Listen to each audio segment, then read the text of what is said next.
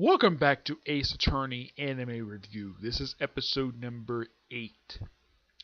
This is reviewing the 30th episode of the anime, which is Sound the Turnabout Melody.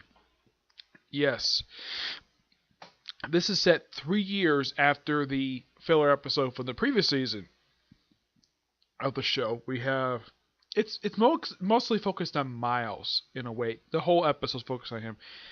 The episode kind of starts on present day with Phoenix and Maya making up a video to sort of advertise the firm because they want more clients. Yeah, they record the video, and of course, this is to tell a book and story of how Phoenix basically kind of kept in touch in a way, basically where Phoenix never forgot about Miles at all, despite maybe Miles, may have remembered if they forgot each other or not. So, yeah, they basically get like this through the radio. Okay, radio.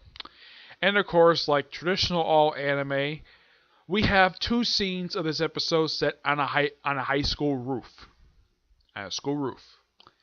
Yes, this is nothing unusual. This is particularly something really weird. Where every time they show a high school anime shows like any type of school, we have to show a scene where you have characters going to a school roof. This happened with Yu-Gi-Oh! This has happened with pretty much most of the series I've seen set in modern Japan. Yes, it's a common anime trope, and prior to this series, as far as I can tell, High School DxD did not do this at all. I know that Berserk Plus Vampire has done this, but pretty much like a lot of modern day series that are set at high school for an anime has always had characters go to the high school roof. Now, in case you're wondering, does this happen in American cartoons? No, this does not happen in American cartoons at all. Yeah, whenever they have any kind of show where they at the high school, they never go to the school roof at all. They go to one of the rooms, but not the school roof itself. Yeah, and also a lot of the time, kids in these shows would take their lunch to the roof as well, or at least have good conversation. Or in the case of anime, you have 2 characters simply just doing it on a roof. Yeah, this series, nope, not gonna do that at all. Yeah, and in the case of Miles, what goes on with him? Well, he's living with the Von Karmas, and it's very heavily implied that Francesca has a thing for him when they were much younger. Yes, and this is very much implied in. This is very much still, pretty much still very much implied, even in the manga series for Ace Attorney, where it's kind of implied that Francesca has a thing for Miles.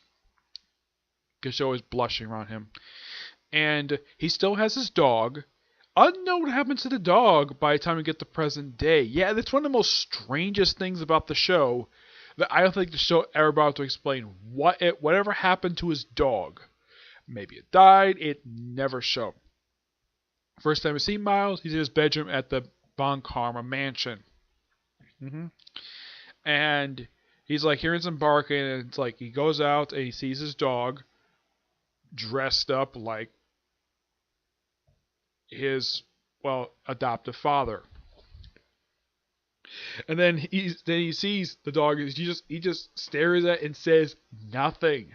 It's like, okay, hands out a suitcase to Miles, and it's like, how was work? Good. And of course, like there was also a missing dog plot. Yeah, first time I've seen this for an anime where you have a character looking for a missing dog. Yeah, I've never particularly seen this for an anime I particularly have watched. Well, I think that maybe Gintama's done this once, but as far as I can tell for anime I've watched, none of them had an episode where they look for a dog. And he finds a dog pretty easily at this mall. Yeah, he's at a mall. And this particular dog is basically sort of kind of like a poodle from the looks of it. A white furry poodle, or I'm not sure what species this dog is. It has like a bow and like a heart on the chest. There is a woman who claimed to be the owner, even though it's not completely true at all. because the dog has no idea who this person is, and the only reason why this woman is after this dog is because she wants a $5,000 reward. Yep.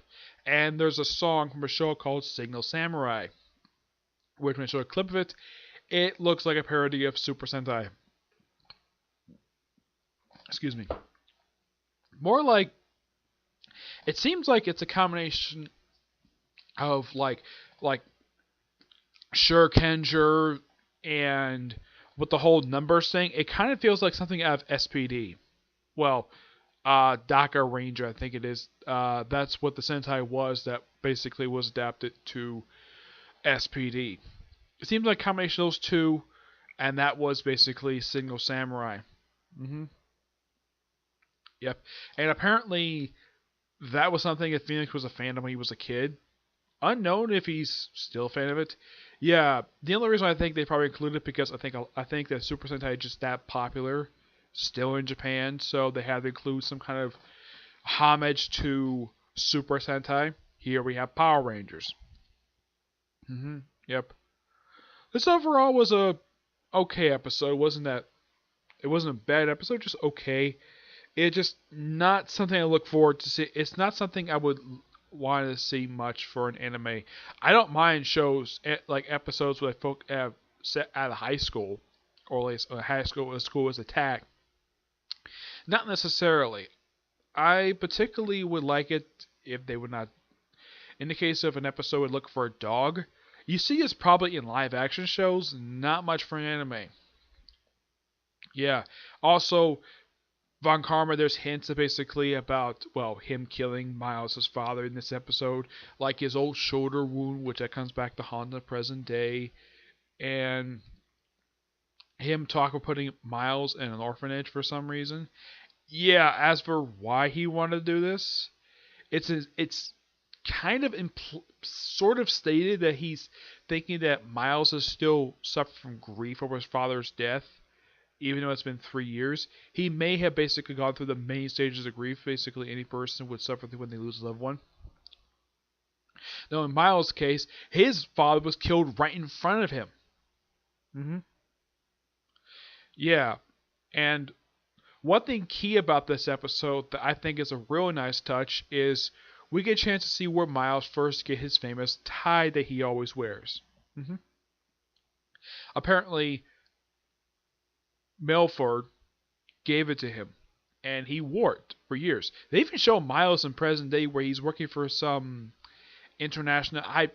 I've looked up. Apparently, after the events of the second game, he's basically become part of this international prosecutors agency. That's basically he's become part of.